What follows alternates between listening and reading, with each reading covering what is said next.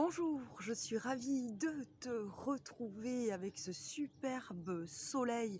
Donc j'en profite pour faire cette vidéo dans mon jardin. Donc la petite vidéo santé, conseils, astuces, beauté, nature. Et aujourd'hui, nous allons parler de l'ail. L'ail qui a tellement de vertus qu'on le considère, alors l'expression serait comme l'ancêtre des antibiotiques. Et nous allons bien sûr parler du gers. Nous allons parler de ses vertus nombreuses et nous allons parler également de ses légendes. Alors, aujourd'hui, nous sommes en février. Il fait certes un petit peu froid, mais il fait beau pour parler donc de l'ail. Alors, si tu le permets, je m'assois, donc je suis ravie de te retrouver. Je suis Christine Rusante, voilà, et je suis basée dans ce merveilleux département du 64. Mais comme la France est belle, c'est vrai que la France est riche en patrimoine, en culture, en gastronomie. Et là me vient la poule au pot, une petite poule au pot, imaginez qui passe. La poule au pot. Pourquoi la poule au pot? Parce qu'en fait, nous allons parler du roi Henri IV qui adorait l'ail. Pourquoi? Je vais vous le dire juste après, dans quelques minutes. Alors, l'ail, c'est très ancien. On s'en servait déjà 5000 ans, 5000 ans, il y a 5000 ans en Asie centrale. Et il faut savoir que sous la Rome antique et la Grèce antique, eh bien, ils adoraient l'ail. Et il paraît que les athlètes, pour les Jeux olympiques, en consommaient notamment une bonne gousse d'ail bien crue, justement pour être en forme. Alors, je voulais vous parler du Gers, puisqu'il y a à peu près environ 800 ans qu'on en produit dans le Gers, et à Saint-Clar se trouve justement la maison de l'ail. Donc je vous recommande cet endroit, vous saurez tout sur l'ail et ses vertus. Alors l'ail, on le récolte généralement en juin, on le fait sécher quelques semaines et ensuite à partir de fin juillet août jusqu'en hiver, eh bien on le commercialise et on le vend.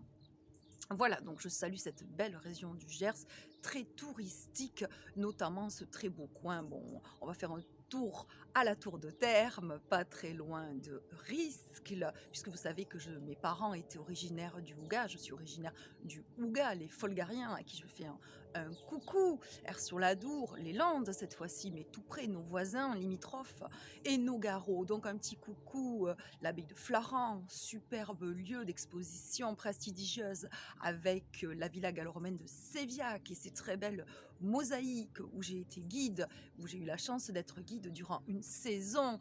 Et ensuite également, je vais vous parler le village fortifié de La Rossingle, ce qu'on appelle la petite Carcassonne, etc. Et j'en oublie le village de Foursès où justement il y a une très belle fête aux fleurs et aux plantes.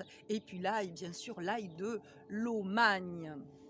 Alors, après cette grande envolée vers le Gers, nous allons retourner aux vertus de l'ail. L'ail, il est anti-infectieux, antiviral, il a des propriétés antibactériennes. Il est très très bon, vous le savez, pour tout ce qui est au niveau respiratoire, le nez, la gorge, les bronches. Bien sûr, moi j'ai toujours entendu dire qu'il fallait manger de l'ail pour se vermifuger. Très très bon, me dit-on, également cardiovasculaire, je savais aussi pour le sang, a une bonne fonction au niveau du foie. Tiens, je l'avais oublié, c'est là, alors source d'antioxydants très important, et à noter que l'ail noir est beaucoup plus riche en antioxydants, riche en vitamines également A, B, C, et que je n'en oublie pas,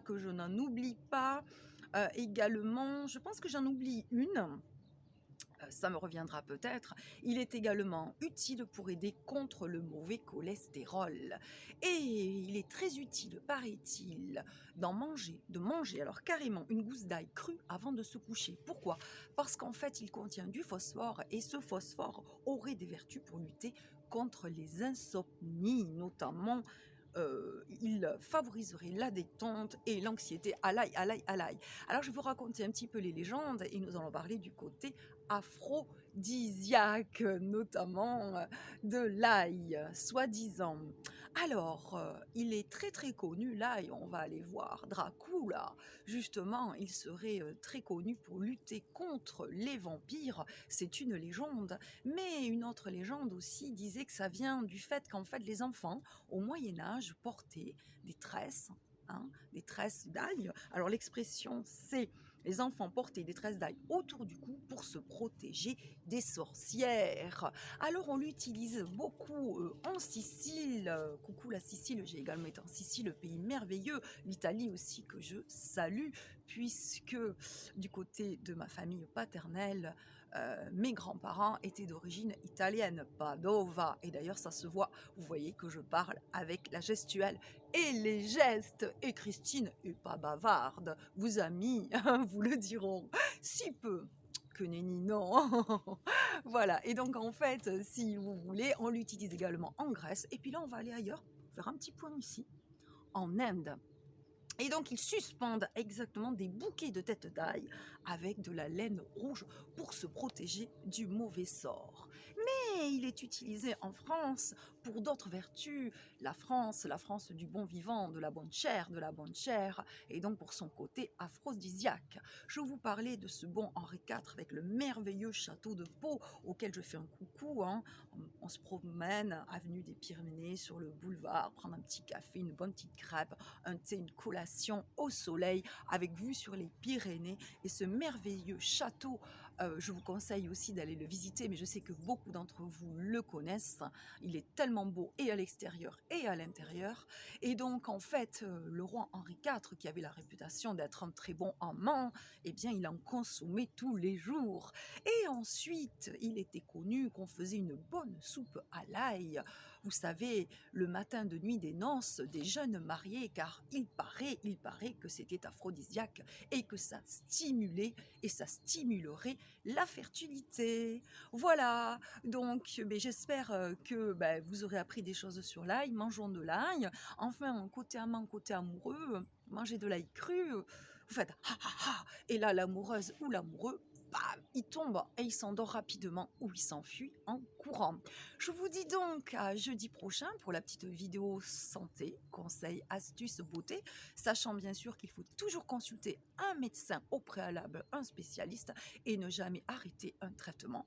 Et tout est bon bien sûr en modération. Je vous souhaite un très bon week-end. Il paraît qu'il va le faire beau. Oxygénez-vous, prenez soin de vous, bonheurisez-vous. Le soleil, c'est très bon. La vitamine D pour la santé. Et merci, merci, merci. J'allais encore oublier pour vos pouces, pour m'encourager. Si vous avez apprécié, merci pour vos partages. Merci pour vos abonnements. C'est la petite cloche, c'est gratuit. Il faut mettre toutes les notifications et vous serez averti de toutes mes vidéos. Et puis, c'est très gentil à vous.